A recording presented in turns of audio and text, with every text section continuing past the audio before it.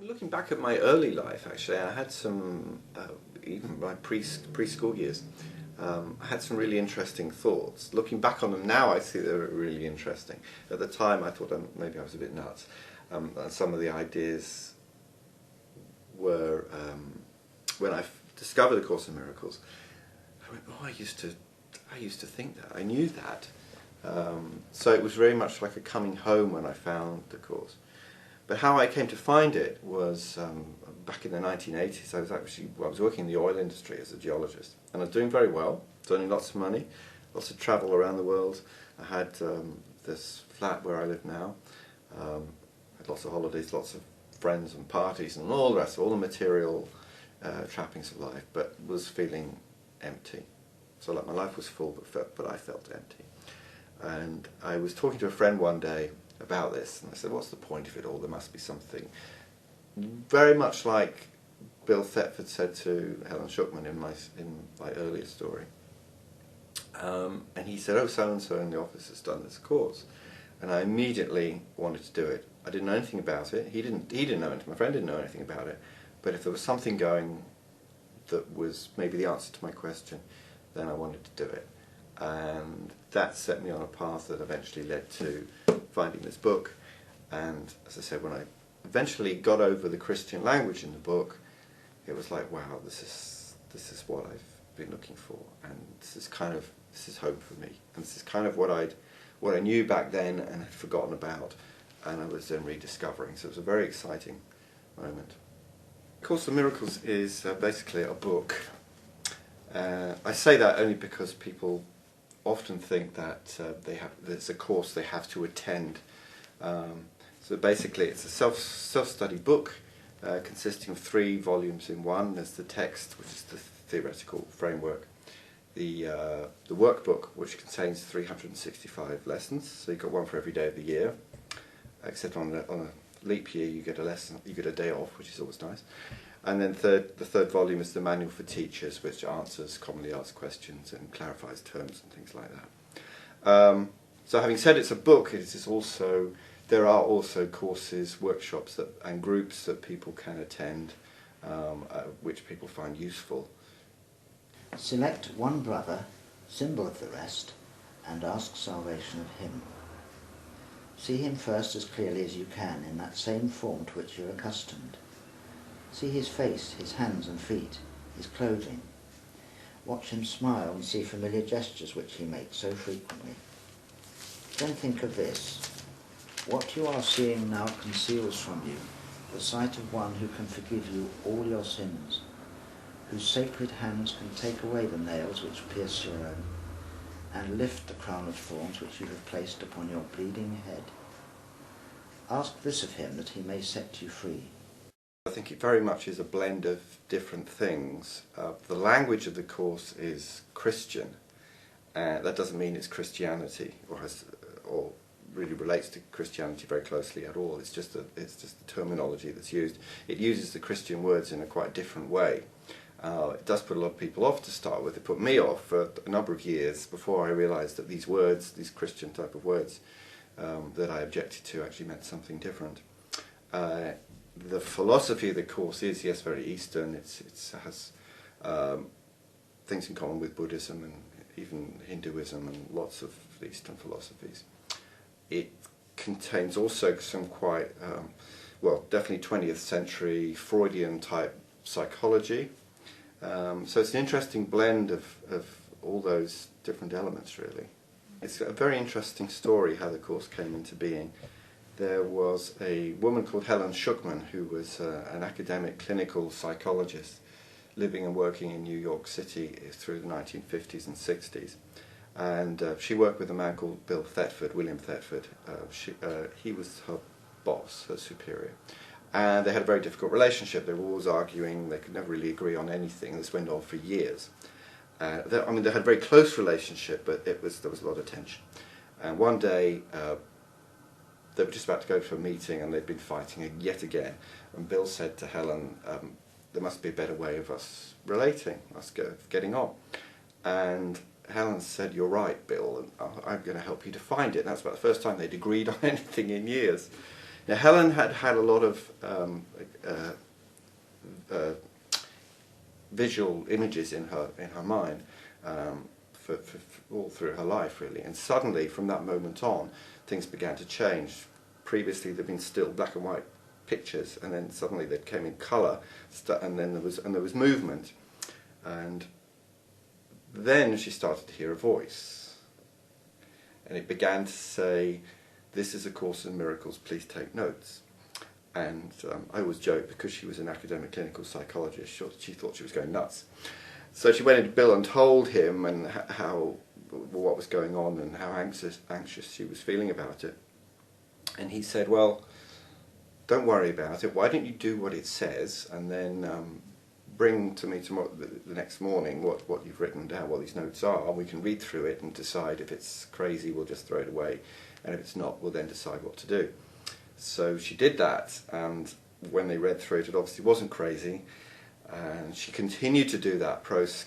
She continued with that process for about 7.5 years, with a couple of little breaks in between the 3 volumes, and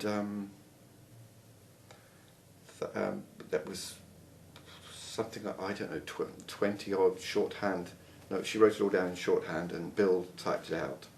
That began in 1965 and was complete about 1973. And in 1975-6, a publisher came along, and they had enough money to... Actually, a man came along to donate them some money to get the book published, so they printed 5,000 copies. By that time, they'd set up a foundation, which is the Foundation for Inner Peace, to publish the course. They were... Oh, the author... Now, this is slightly bizarre, perhaps. The author identified himself as being that of Jesus. And I had a lot of problems with that, like I had problems with the Christian language early on. But actually, when you read the course, it's very clear that it's him who's talking. He talks about his crucifixion and stuff like that. And I got to a point where, as much as I wanted to not think about that aspect of it, it became so clear that I couldn't deny it anymore. And now I feel quite comfortable with it. And there are lots of channel entities who channel, so why not Jesus? And Christians say, Jesus lives, so maybe he's capable of writing a book. I don't know. It now feels true to me, whatever my rational mind might think about that. The foundation of the course is in its metaphysics. Now, that's not really the practical level of the teaching, and we will talk about the practical level in a moment. But the whole thing rests on the metaphysical foundation, and what that essentially says is, it's a huge subject. If I can summarize it in just a few lines, really, what the course says is that the only thing that's real is reality, and that's the realm of God and heaven. God's the only thing that exists, and God's the creator. God is love, and spirit, and all that God does is just extend himself, extend his spirit, and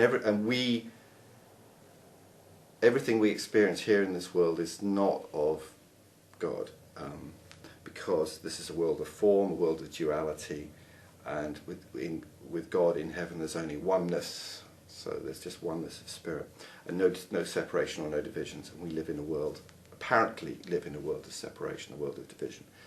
And so the Course in Miracles says this world is actually not real, although we experience it, obviously. So it's like we're having a dream here. The Course says there's no difference actually between the dreams we have at night, when we wake up in the morning, and everything that happened in that dream, the people that we met and the adventures we had and whatever might have happened, although it seemed very real when we were dreaming it, when we woke from the dream in the morning, we suddenly realised, oh, none of that ever happened. And it's the same with this, what it calls the awakening dream, that one day we will awaken in heaven and it will be like none of this ever happened. Although whilst we're in it, it obviously seems very real. And what I was really experiencing was that nothing real is ever threatened. That love never dies. Form changes. anything that has a birth, a certain lifespan and a death ultimately is not real. So all of this was just the most extraordinary spiritual acceleration in what is real, what doesn't die. So the purpose of our life here, our experience in the world, is what the Course calls an undoing. I mean, life here is painful, it's difficult, if you haven't noticed, and full of challenges, and the Course encourages us to use our experience here to choose something better, and actually to begin to have an experience of our authentic spiritual selves. And that's a process. I mean, we can theorize about it. We can say, oh yes, I understand that the Course of Miracles says I'm one with God and I'm not here and I'm in heaven, but that's not our experience. But the purpose of everything here is so that we can undergo a process of awakening to that experience. So every time we're challenged in life, then we can say, aha, what is this teaching me?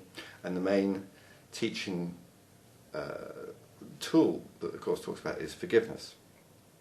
I'll talk about that in a moment.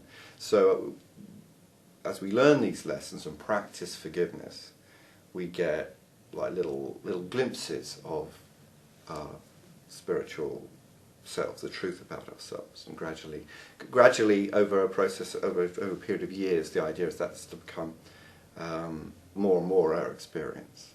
Yeah, I was listening to Kenneth Wapnick the other day, and he was saying, if you are thinking about a victim in a different frame of thought to the person that perpetrated that crime, then you are distinguishing between the two, and therefore thinking that one is more, Yes. forgive me if I can't think of the word, deserving of forgiveness than the other. Yes. And then that's just as bad as actually... That's absolutely against what Yes, it says, yes. yes, so everybody is doing... Yes, the victim and the victimizer are the same. Yes, yeah. So the main thrust of the Course is about us making a choice. That there's two parts of our mind. There's the part of our mind that the Course calls the ego, which is very attached to this world of separation. Basically the ego is the belief that we're a separate body, an individual. And then there's another part of our mind which it calls the Holy Spirit, which is kind of in touch with truth and in touch with God.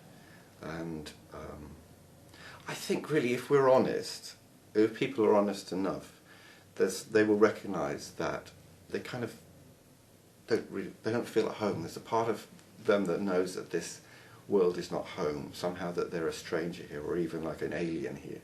And there's another part of their mind that knows that there's something else, that there's something beyond, and then there's a spiritual truth. And then it just depends how much people tune into that, how much they're in denial of that. So the process of the Course through choosing is making that choice between the two different parts of the mind. Another way of saying that is choosing between love and fear. Fear being that of the ego thought system, and love being that of the Holy Spirit. So putting it very simply, and the prettiest way of putting it is to say it's making that choice between love and fear. So this is not about, when I say that this world we experience is a dream, is an illusion, it's not about denying what happens here in the world. In the same way that when you're having a dream at night, dreadful things may happen. Lovely things might happen, but also dreadful things might happen. You might kill someone, or you might be killed in your dream. But then you awaken from it, and it wasn't true and it never happened. And it's the same thing, dreadful things happen here, but although it seems real in our experience, it's not actually ultimately true. That's not necessarily a very useful concept in the heat of the moment, but what is useful is to say, hang on, what can I learn from this experience? We've got to talk about forgiveness in a moment, and that's the process of undoing the world. Actually, people often talk about sickness, that we get sick. Course of Miracles says that because the body actually is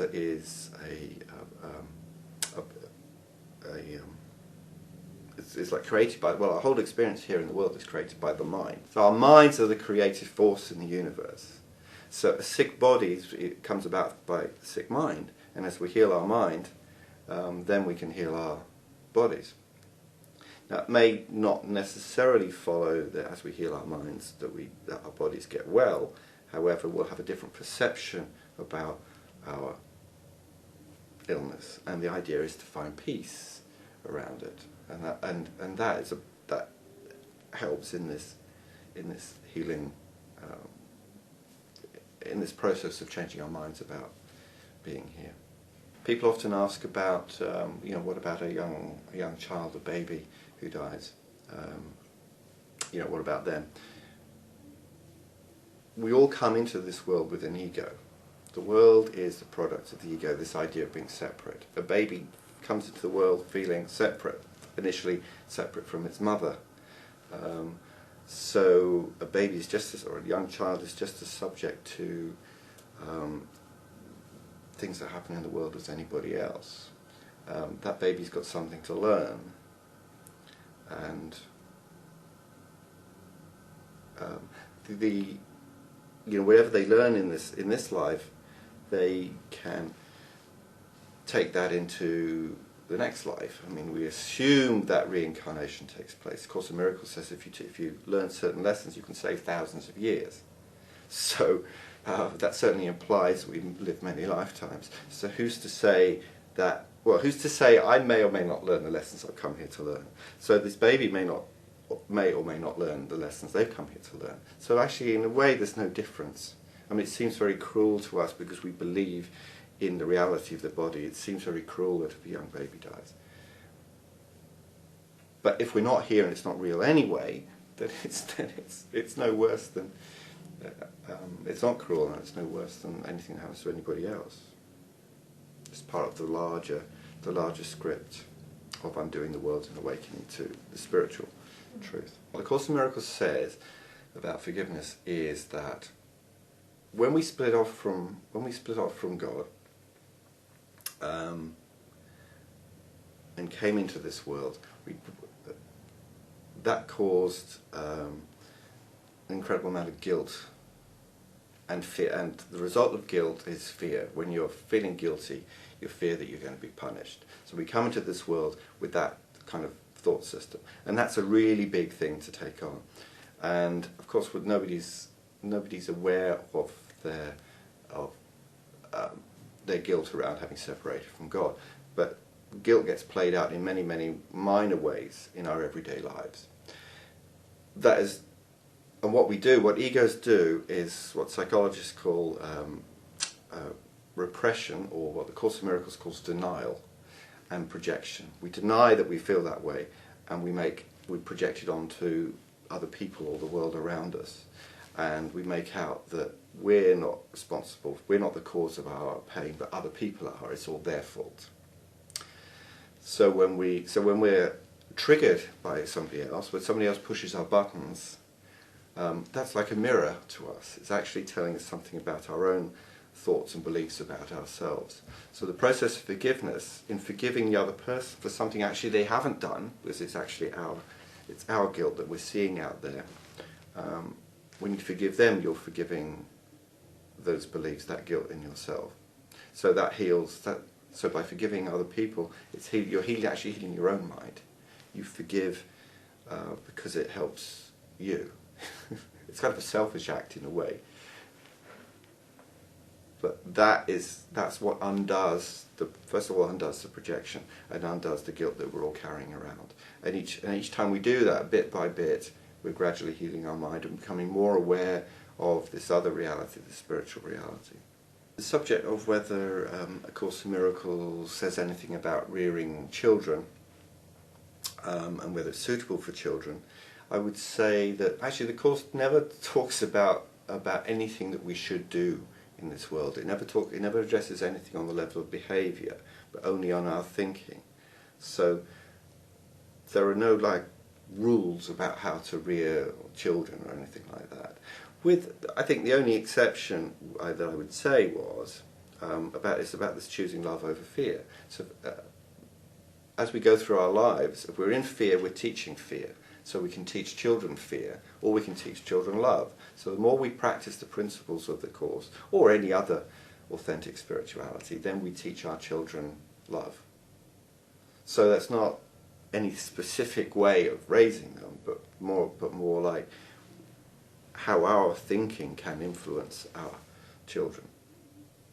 I think maybe trying to teach young children principles from the Course is a bit much.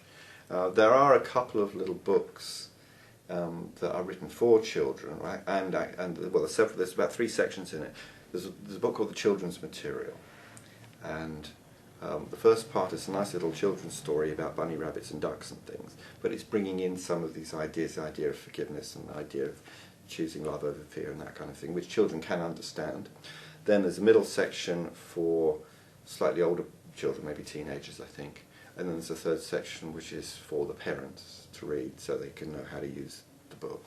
So I really recommend that for children. Marianne Williamson has written a very nice book called Emma and Mommy Talk to God. It's a book about prayer for children. What the Miracle Network does, which is the organisation I run and founded back in 1994, is provide support for students of the Course and also information for people who may be interested in learning more about the Course. We're now a UK registered charity. We have been since for 2 years, a little over 2 years now, since 2005. One of the main ways we do that is by producing this magazine called Miracle Worker, of which I'm the editor. This comes out every 2 months and contains interesting articles written by a variety of different authors and speakers and writers about Course in Miracles, different aspects of it. It also contains news, it contains book reviews, lists of groups and workshops that are going on all over the UK. The Miracle Network also puts on events, classes, workshops, conferences, usually conference every 2 years or hopefully now 18 months. We have a website which is www.miracles.org.uk, and we provide a mail order service for books and CDs. There are many, many books, many authors like Jerry Jampolsky, Marianne Williamson, who I've already mentioned, Gary Renard, Robert Perry, that are quite well known, that have written books specifically on the Course, and many others such as Louise Hay and Wayne Dyer and Deepak Chopra and Eckhart Tolle, who refer to A Course in Miracles on the Way. So there's a wealth of information about the Course out there, and we provide many of those books for people in CDs. We have another very nice little event called the Miracle Cafe, which takes place on the last Thursday of every month in Covent Garden, and that's like a nice social evening. We have a different speaker every month to talk about a different subject, or talk about their own pet subject in relation to A Course in Miracles. We have food, naturally, at a cafe. We also have a singer, and we have various exercises and prayers and meditations, and it's a really lovely evening, but mostly it's kind of a social fun thing, so that's really great. The conference that we run every 2 years or 18 months, we usually have 10 or 12 different speakers who come together for a whole weekend, and we have 150 to 200 people who attend that, and that's a really wonderful, really life-changing, life-transforming weekend. We've just had Gary Renard over in the UK doing a couple of workshops which were very well attended and were excellent. Really, he's a very clear speaker, and he's got a lot of good things to say, and people got a lot out of that. I teach basic kind of fundamentals of A Course in Miracles classes, and obviously we can go into a lot more depth than we can in a short interview like this, which really doesn't do the Course justice. But if anybody's appetite is whetted and they want to do a little bit more, I do a workshop called A Course in Miracles Revealed. So I run those workshops all over the country. I've done them from London to Manchester, Birmingham, Glasgow, South Devon, Wales, Belfast, Londonderry, everywhere. So no one's very far away from where something's happening. Okay, Course in Miracles says, right at the very beginning, that it's a required course. That doesn't mean to say that you have to study this particular book. but it means that the lessons within it are lessons that whichever spiritual path you're on, one does have to learn in order to return to God. The Course says it's only one of hundreds of paths that lead to God, to lead to the same place. I mean, all authentic spiritual paths must lead home. The only claim really the Course makes for itself is that it saves time. I've already said that some of the one or two of the lessons say if you do this, then it will save you thousands of years, and that's pretty good to me. That's pretty good. That's a very attractive idea, to be on a fast track. So I do think Course in Miracles is a fast track path. If people want to get more involved with the Course in Miracles or the Miracle Network, if you go to the Miracle Network website, which is, as I've already said, is www.miracles.org.uk. From that you can purchase a copy of A Course in Miracles, which I think is the place to start. If that feels very daunting to you, there's a couple of other books that I could recommend, which give you considerable insight into the Course without there's a little bit less daunting than the Course in Miracles itself is. One is A Return to Love by Marianne Williamson. Another would be Disappearance of the Universe by Gary Renard. And a third one, or actually two others, there's Return to the Heart of God by Robert Perry, and a rather boring title, but it's just called A Talk Given on A Course in Miracles by Kenneth Wapnick. And all three of them are very clear and very good ways in. If people want to take it another step further, I've already talked about the Miracle Cafe. That'd be a great place to come just to get a little bit of a taster. Or in the magazine and also on the website there are lists of the local groups that are all over the country, and people could visit one of the local groups. They could come to our conference usually in London. It's as if the world is a marketplace for this thing called love that we can find and lose, that we can have and sometimes not have. And A Course in Miracles says that this search for love is actually a denial of love. Every time we search for love, we are denying the truth. We are forgetting the truth, because we're not really here to search for love. We are here to be the presence of love, to identify with love, and to recognize that each and every one of us truly are that which we seek.